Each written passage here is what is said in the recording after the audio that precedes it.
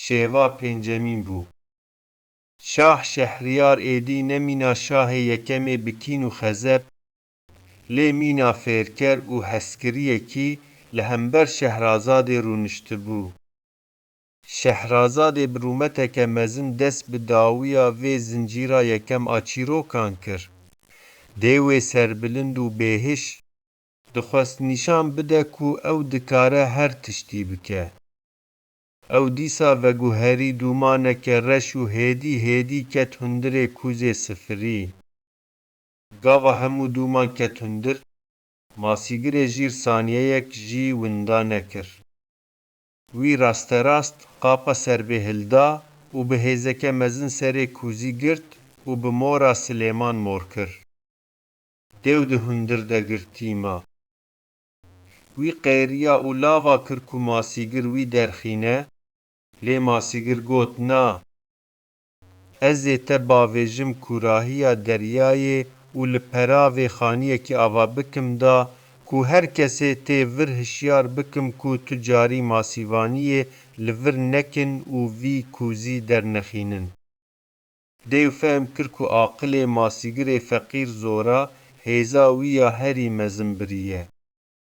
Piştî lavakirin û sondên mezin ku dê zirarê nede masîgir, masîgir kuz vekir, dêw jê re bû dost û ew kir yek ji dewlemendtirîn û bextowartirîn mirovên welat. Şehrazadê çîroka xwe qedand, lê vê carê li şûna ku dest bi çîrokeke nû bike, rasterast li çavên Şah Şehriyar nêrî. Her du jî dizanibûn ku ev çîrok ne tenê li ser masîgir û dêw bû, ev çîrok li ser Şehrazadê bixwe bû ku bî rêya hişê xwe li hember xezeb û şûrê Şah Şehriyar şer dikir. Sal derbas bûn. Şehrazadê her şev bi vî awayî bi hezaran çîrokên mîna Sîndebad, Eladîn û Alî Baba ji şah re vegotin. Di nava van hezar û yek şevan de, dilê sar û kevirî yê Şah Şehriyar hêdî hêdî heliya. Ew fehm kir ku xayîntiya jinekê nayê wê wateyê ku hemû jin xayînin. Wî di nava çîrokên Şehrazadê de dadperwerî, dilovanî, evîn û rûmeta mirovahiyê ji nû vedît.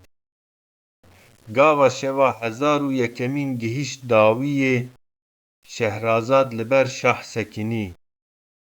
Sê zarokên piçûk ên ku di van salan de ji wan re çêbûbûn, li pey wê bûn. Wê got şahê min ê rûmetdar, ev hezar û yek şev in ku ez ji we re çîrokan dibêjim. Niha ne çîrokek min maye û ne jî hêza min. Ez daxwaz dikim ku hûn ji bo xatirê van sê zarokên bêguneh canê min bibexşînin. Şah Şehriyar rabû ser piyan, hêsir ji çavên wî barîn. Wî sîngê xwe ji Şehrazadê re vekir, ew hembêz kir û got: Ey Şehrazada mina hêja û aqilmend!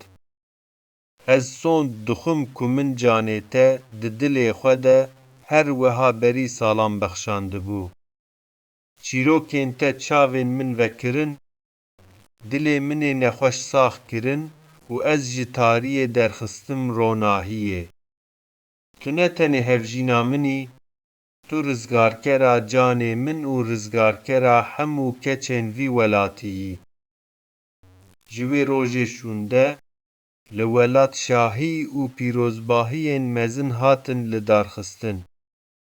Şah Şehriyar û Şehrazad heta dawiya temenê xwe bi dadperwerî û aştiyê hukmdarî kirin. Navê Şehrazadê û çîrokên hezar û yek şev wekî sembola serkeftina, aqil û pênûsê li ser şûr. Di dîrokê de her zindî ma.